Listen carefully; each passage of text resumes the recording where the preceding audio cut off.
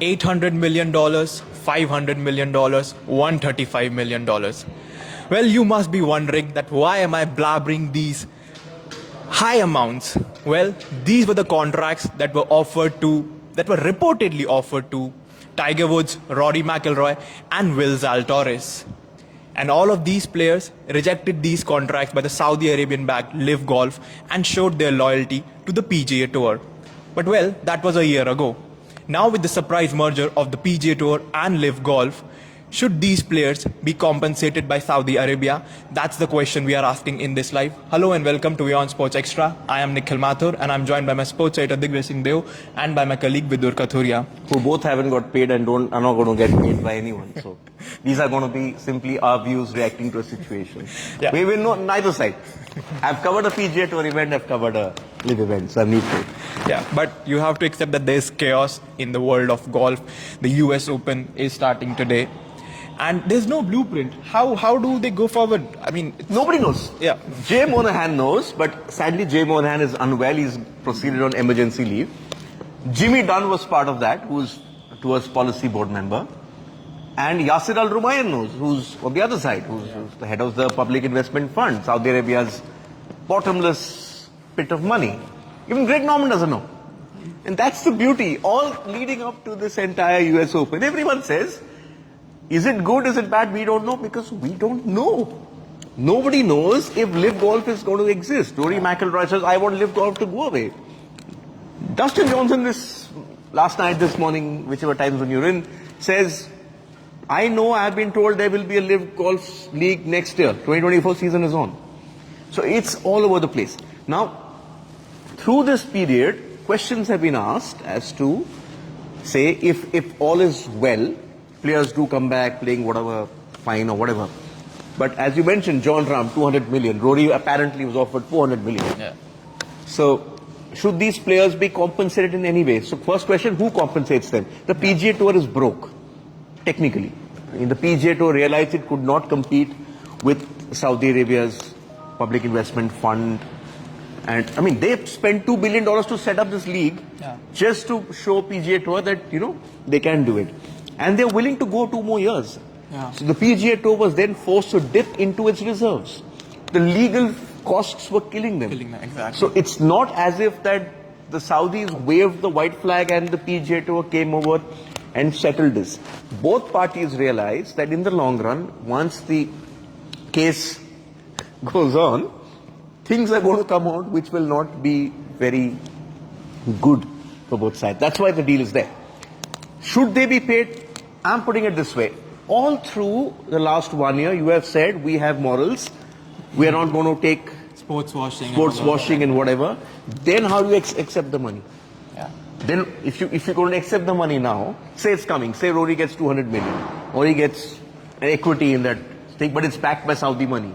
Yeah. If you take it, then you're opening yourself up to that same amount of criticism which the likes of Mickelson, Garcia, Westwood, Keimer, DJ, Cam Smith, everyone sort of got. DeChambeau.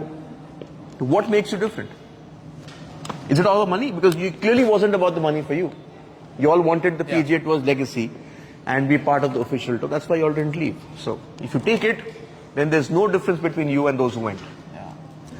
Will the pairings in US, the US Open be discussing this today, or will they focus on the game? Well, there's only been one discussion in the game of golf for over a year now. More than a year. More than a year. Because after the US Open last year, that Brooks went, which was a big shock. Huh? Brooks Koepka was a big shock.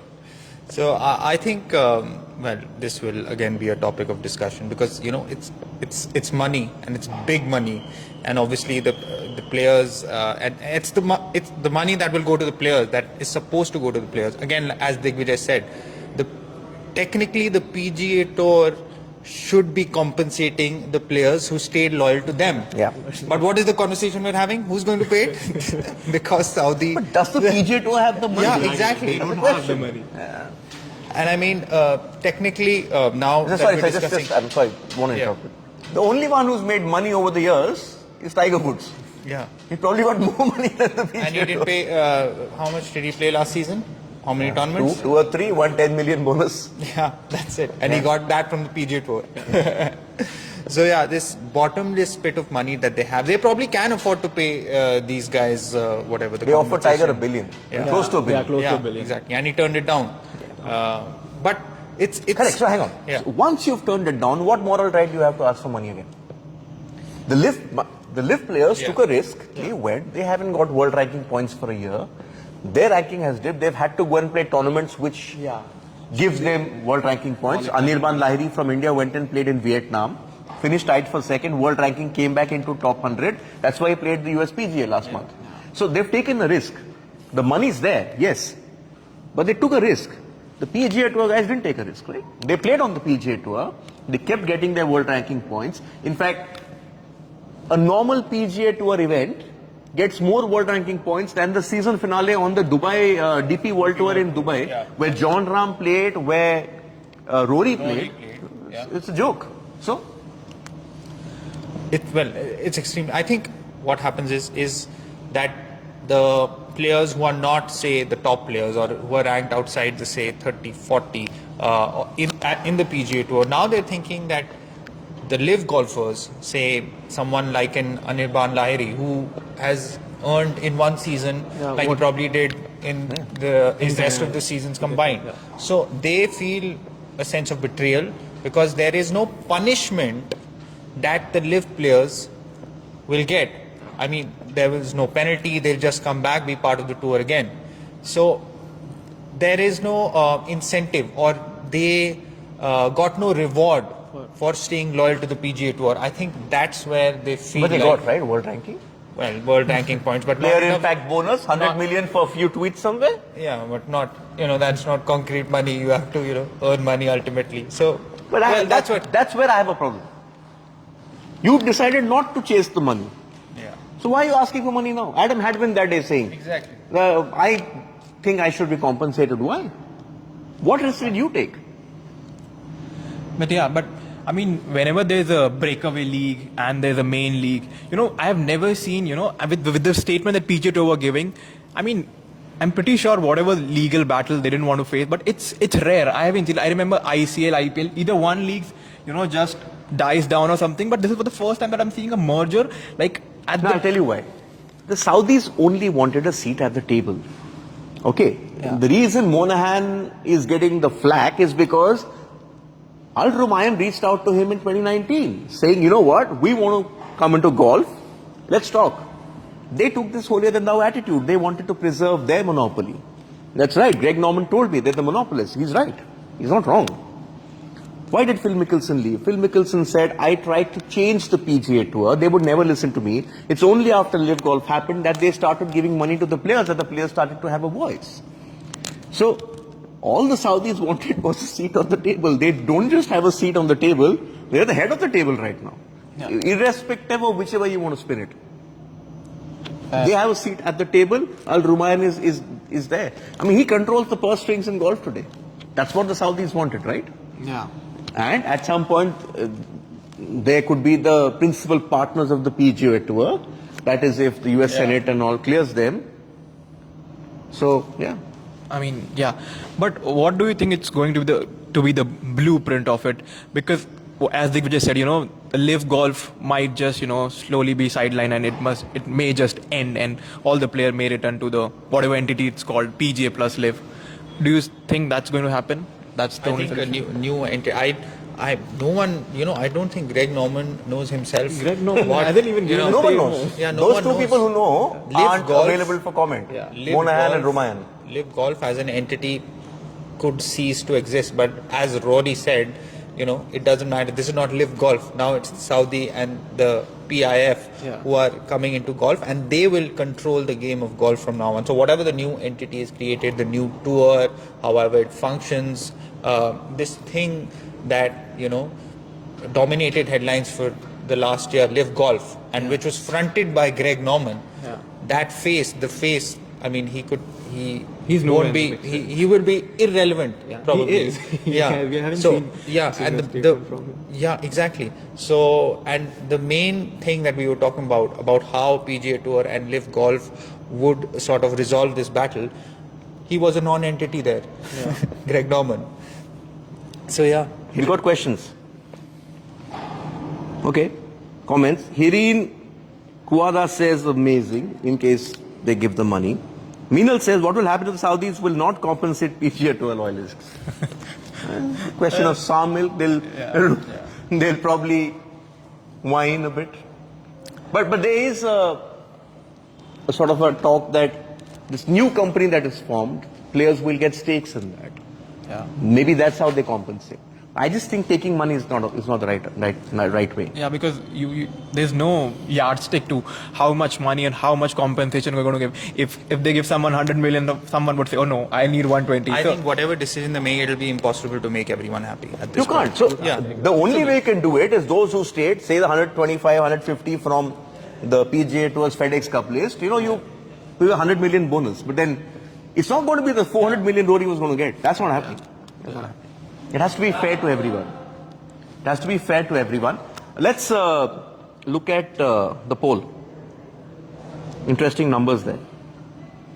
So the poll is yes or no. Should Saudi Arabia compensate PGA Tour loyalists? 60%, 60.5% think yes. And no, 40%. But how is the big question, bigger than this poll is. I think we will know more once things sort of emerge. Right now we've only been told that a peace deal has been signed. Yeah. So what is the peace deal? Nobody knows. Nobody Even knows. the players don't know. I think even they don't know. They are just probably at this moment they're figuring out their right, making the blueprint. This is how we'll probably go. So yeah, chaotic to say the least. Okay, what's happening at 6:30 then? Who's winning the US Open? Come on. Let's talk about that. I'm saying Victor Hovland. I think Victor Hovland's going to win. Definitely he'll be in the conversation. He'll be up there basically. Yeah. I think it will be, can't rule John Ram out. Yeah. And can't rule, of course, Brooks Koepka. Yeah. I think they will be in the mix, those three. I think this is a very tricky course. US Opens traditionally are tough. It's going to be a tricky course. The winning score could be -4, -5, never know. And nobody's played this course before. It's an ultra-private club, the Los Angeles Country Club. It shares a border with the Playboy Mansion. And celebrities were famously not allowed to be members. It's a very private club. And no professional tournament has been held here in 80 years. So it's a journey into the unknown. Yeah. And the rough is quite tricky. You don't know what's going to happen.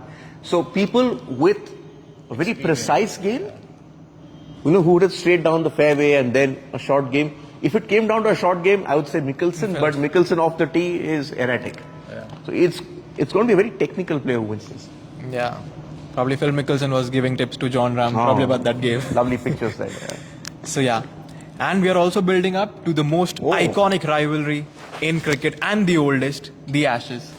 What's more iconic? Australia versus England, India, Pakistan, or is it Australia, New Zealand? That's another Facebook Live. Yes, but it's time for the Ashes. In the blue corner, the home team, who are currently perhaps the form team. 13 matches since May 22, 11 wins. In the red corner, the world champions, Australia, who surprisingly have never won in England since 2001. Who's winning? Come on. Who's winning the Ashes? Who's knocking who out? Who's winning the Ashes? England. I would also go for England. England. 3 Lions, 1, 2, 3. So, yeah. And also, UEFA Nations League. I mean, club football is over, but we have some international action where Croatia have reached the final. And Luka Modric might just end his international career with a trophy. Well deserved. After all those medals, he's got another medal. Yeah. Like we say in Indian sport where we're so scared. Medal assured. Yeah, he's got a collection, as our friend says. So, yeah, that and much more on our show at 6:30 p.m. IST. Thanks for tuning in.